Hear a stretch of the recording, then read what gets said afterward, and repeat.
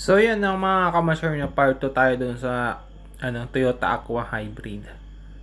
Yung shock absorbers natanggal na natin, no. So check natin mga kamaster, no. So yan na yun, ibaba natin mga kamaster, no. Dapat yan is pagbaba natin yan, pag binitawan natin is babalik, no. So yan, hindi bumalik. So means to say it's bad mga kamaster, no. So bad na yan.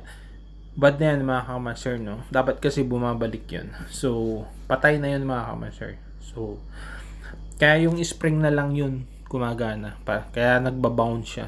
So yan mga kamaster, no? Palitan natin ng bago mga kamaster, no? Dumating na yung bagong parts. So check natin to mga kamaster, no? Para makita nyo. So ibabaon ko yan mga kamaster, no? So yan, binabaon ko yan ang higpit mga kamaster, no? So tigas.